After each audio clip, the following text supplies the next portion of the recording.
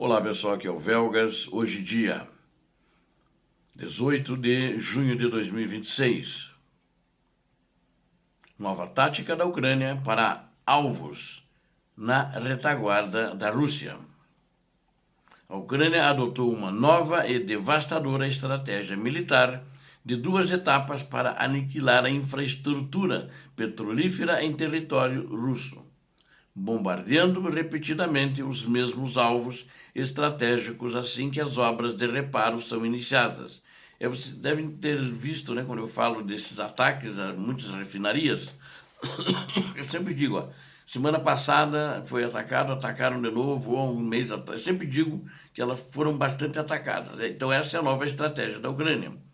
Os ataques cirúrgicos da Ucrânia saltaram de 658 missões de longo alcance em 2025 para uma projeção deste ano corrente de 2026 que vai superar 800 incursões sobre alvos da Rússia em 2026, focando diretamente nas complexas e caríssimas unidades de refino secundário da Rússia também.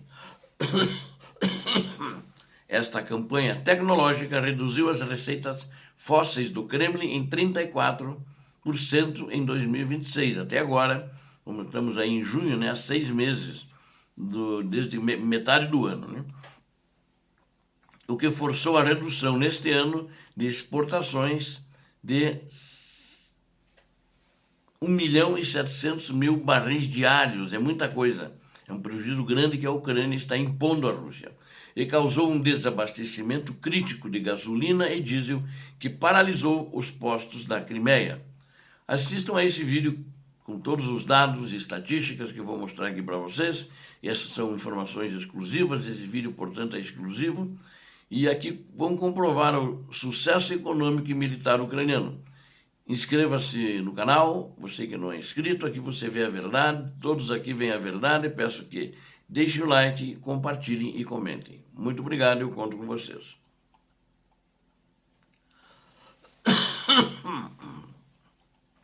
As forças ucranianas reformularam completamente a sua estratégia de bombardeios de longo alcance contra o território da Rússia.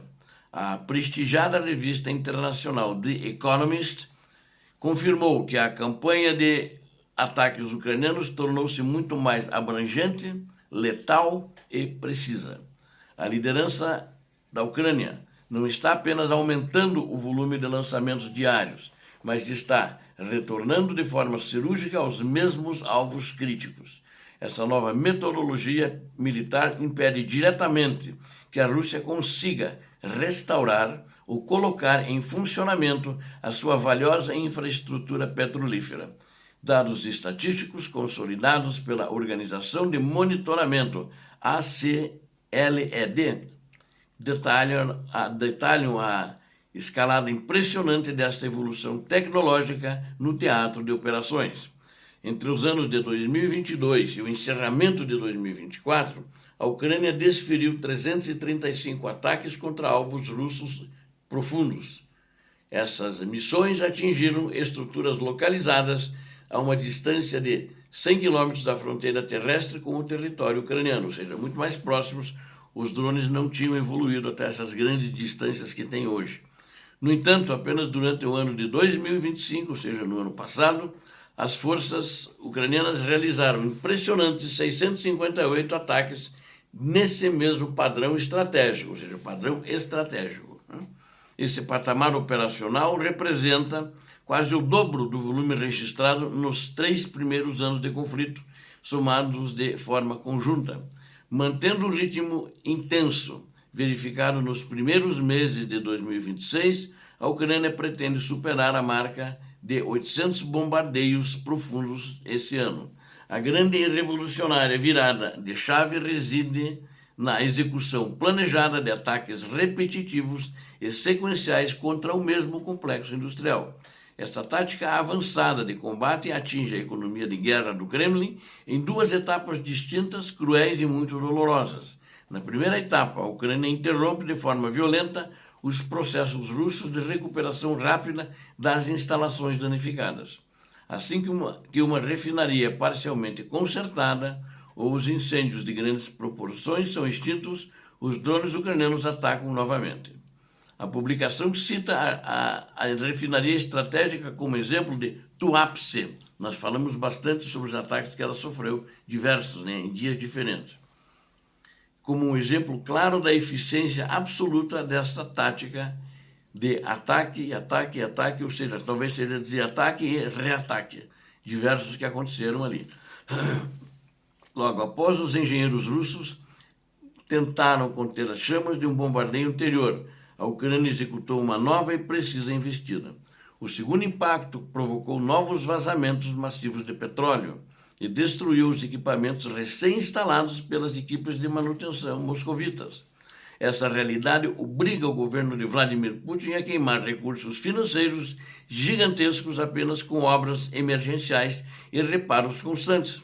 O dinheiro que deveria financiar a compra de armamentos ou sustentar a combalida economia civil russa acaba incinerado nas refinarias, por causa dos ataques ucranianos.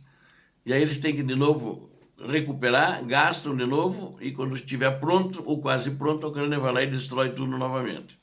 Cada nova investida ucraniana representa um fardo econômico devastador de longo prazo para as contas públicas da Rússia. O segundo golpe aplicado pela inteligência da Ucrânia mostra-se ainda mais destrutivo para a rentabilidade da máquina estatal russa. As unidades de drones ucranianos não miram apenas nos tanques comuns de armazenamento de óleo bruto das plantas industriais. Os alvos prioritários passaram a ser as chamadas unidades de processamento secundário, que são as estruturas mais caras e complexas. São justamente essas torres tecnológicas que realizam a conversão de combustível básico, o combustível bruto, petróleo bruto, né, em produtos de alto valor agregado no mercado. Sem essas unidades especiais funcionando, a Rússia perde a capacidade de produzir volumes adequados de gasolina de alta octanagem, por exemplo, e óleo diesel, entre outros. A Ucrânia sabota não apenas a quantidade bruta de refino, mas ela destrói a qualidade e a rentabilidade do setor energético da Rússia. Estes maquinários complexos e altamente especializados são extremamente fáceis de danificar, mas demandam anos para serem completamente substituídos.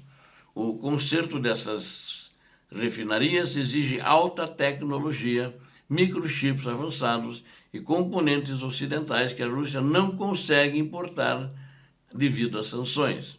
Os cálculos econômicos apresentados expõem a enorme discrepância entre o lucro teórico que a Rússia deveria obter e a realidade financeira.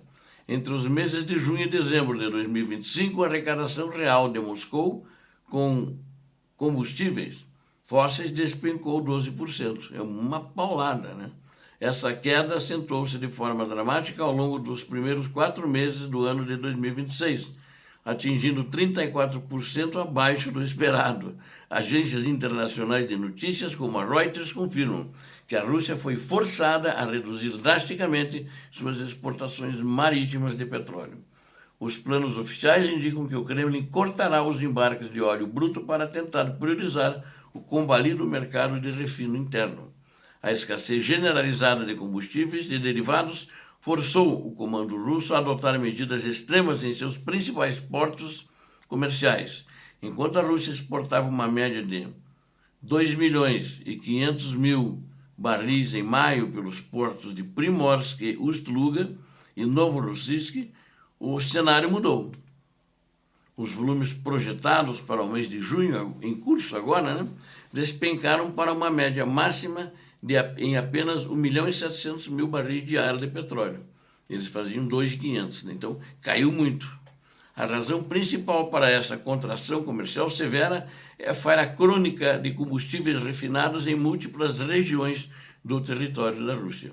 As forças de defesa da Ucrânia mantêm esses ataques porque o setor petrolífero abastece diretamente os tanques de guerra do exército da Rússia.